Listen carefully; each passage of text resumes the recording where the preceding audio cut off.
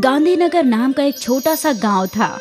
गांव में एक बड़ा बाजार लगता था और बाजार में अक्सर मजमा लगा रहता था। गर्मियों के मौसम में ये सारा मजमा बलदेव की पेप्सी की दुकान पे लगा रहता था।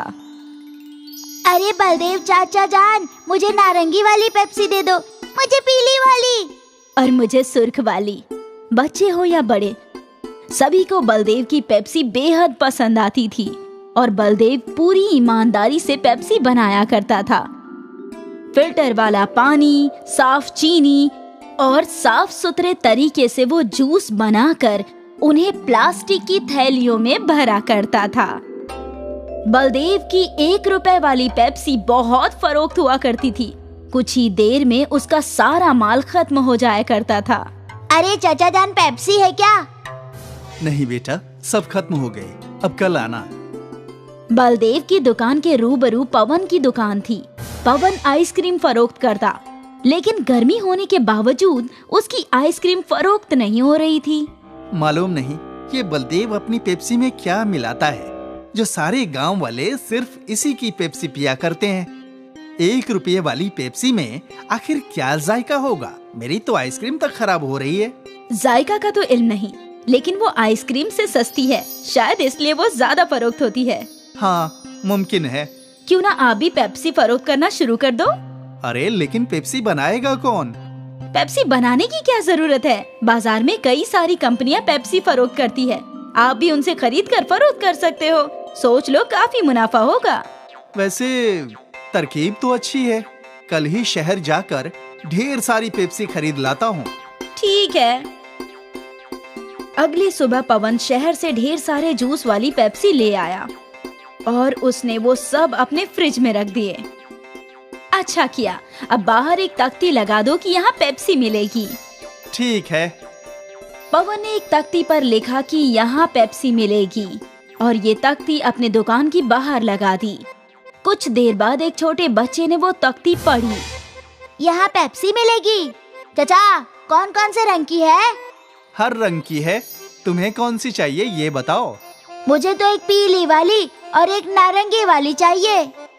पवन ने उस बच्चे को 2 पेप्सी के पैकेट थमा दिए। वो बच्चा वहीं खड़े खड़े पेप्सी पीने लगा।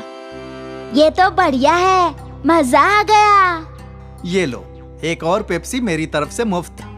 जाकर अपने दोस्तों को भी इत्तला करना, मेरी दुकान में पेप्सी मिलती है। हाँ चाचा जान, जरूर इत्तला करूँगा। और पवन की ये तरकीब काम कर गई। वो बच्चा दौड़ते हुए गांव में गया और कुछ देर बाद अपने कुछ दोस्तों के साथ लौटा। यही वो दुकान है, मुझे भी 2 नारंगी वाली चाहिए और मुझे 3 सुर्ख वाली। पवन ने सबको पेप्सी दे दी और बस तब से कई लोगों ने पवन की दुकान से पेप्सी खरीदी। आज तक गांव वालों ने बस बलदेव की ही पेप्सी चखी थी, लेकिन आज उन्हें कंपनी का जायका अच्छा लगने लगा था। अरे वाह, ये काले रंग वाली पेप्सी तो मैं पहली मर्तबा पी रहा हूँ। और भी कई जायके हैं, नींबू पानी, काला खट्टा, नारंगी, गुलाब। वाह, बहुत खूब। अब तो रोज अलग अलग जायके चख सकते हैं। पवन के पेप्सी फरोख्त करने की वजह से बलदेव की दुकान पर खरीदारों की कमी हो गई थी। मुझे थोड़ा सब्र से काम लेना होगा।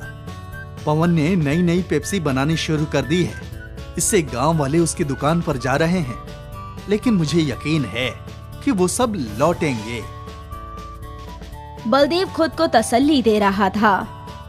अगले कुछ रोज तक पवन की दुकान पर पेप्सी के लिए मजमा लगा रहा और यहाँ बलदेव का कारोबार कम हो गया था। गांव के सरपंच बलदेव की दुकान पर आए। क्या हुआ बलदेव, आज परेशान मालूम होते हो? अब क्या बताऊं चचा जान, पवन शहर से पेप्सी लाकर फरोख्त कर रहा है, अब तो मेरे खरीदार कम हो गए हैं। कोई बात नहीं, ये बस कुछ ही रोज की बात है। किसी भी नई चीज के पीछे गांव वाले दौड़ पड़ते हैं। तुम्हें तो इल्म है, सब्र रखो, सब दुरुस्त हो जाएगा। और मुझे यकीन है तुम्हारी पेप्सी शहर की कंपनी वाली पेप्सी से बेहतर ही होगी। अब एक काम करो, मुझे 50 पेप्सी दे दो। आज शहर से मेरे पोता पोती आ रहे हैं। ठीक है चचा जान। बलदेव ने सरपंच जी को 50 पेप्सी दे दिए और वो खुशी खुशी वहाँ से चले गए। बलदेव अभी भी मायूस था। सरपंच जी अपने घर पहुँचे और उन्होंने अपने पोते को एक पेप्सी दी। अब्बा, ये पेप्सी अच्छी नहीं होती है, इनमें इतनी मिलावट होती है जिससे बच्चे बीमार पड़ जाते हैं। बेटा, ये पेप्सी हमारा बलदेव खुद बनाता है, बगैर मिलावट, साफ तरीके से। इसे तो हम कई सालों से पी रहे हैं, अभी तक तो कोई बीमार नहीं हुआ। देखो जरा, सरपंच जी ने एक पेप्सी अपनी बेटी को दे दी और उसने वो चखी। वाह अब्बा, ये तो काफी उम्दा है। सरपंच जी के घर आए हुए सारे मेहमानों ने वो पेप्सी पीनी शुरू की। कुछ ही देर में सारी पेप्सी खत्म हो गई। अब्बा, आपने ये कहाँ से ली? मैं थोड़ी और ले लेती हूँ। बाजार में तुझे बलदेव की दुकान नजर आएगी, जिसमें बड़ा फ्रिज होगा, उसी की दुकान से। मैं लेकर आती हूँ। नेहा बाजार पहुँची तो वो बलदेव और पवन की दुकान में कंफ्यूज हो गई। उसे समझ नहीं आ रहा था कि कौन सी दुकान है। शायद जिस दुकान पर मजमा लगा है, मुझे वहीं जाना चाहिए। नेहा पवन की दुकान में गई। मुझे 20 पेप्सी देना। जैसे ही पवन ने फ्रिज से पेप्सी की पैकेट निकाली तो नेहा ने इनकार कर दिया। नहीं नहीं, ये नहीं चाहिए। लेकिन अभी तो आपने 20 पेप्सी मांगी। हाँ, लेकिन ये केमिकल वाली नहीं चाहिए। वहाँ खड़े एक शख्स ने नेहा से पूछा, बहन, इस पेप्सी में कौन सा केमिकल है? ये पेप्सी शहर के कारखानों में बनती है। वहाँ इन्हें बनाने के लिए कई सारे केमिकल्स का इस्तेमाल करते हैं, जो नुकसानदेह है और जिससे बच्चे बीमार पड़ सकते हैं। अगर ऐसी बात है तो तुम यहाँ पेप्सी लेने क्यों आई? मैं तो यहाँ वो पेप्सी लेने आई थी जो इसी गांव में बनती है। अच्छा, तो आपको बलदेव भाईजान की पेप्सी लेनी है? उनकी दुकान सामने है। नेहा वहाँ से चली गई, लेकिन आसपास के लोग शहर की केमिकल वाली पेप्सी का जिक्र करने लगे। नेहा ने बलदेव की दुकान से पेप्सी खरीद ली और वो घर चली गई। केमिकल वाली पेप्सी की बात गांव में आग की मानिंद फैल गई और सारे वालिदैन ने बच्चों से पवन की दुकान की पेप्सी लेने के लिए मना कर दिया। आज से पवन चाचा की दुकान से पेप्सी मत लेना। क्यों अम्मा? क्योंकि उसमें ढेर सारे केमिकल हैं। तुम्हारी तबीयत खराब हो जाएगी, फिर तुम्हें सुई लगेगी।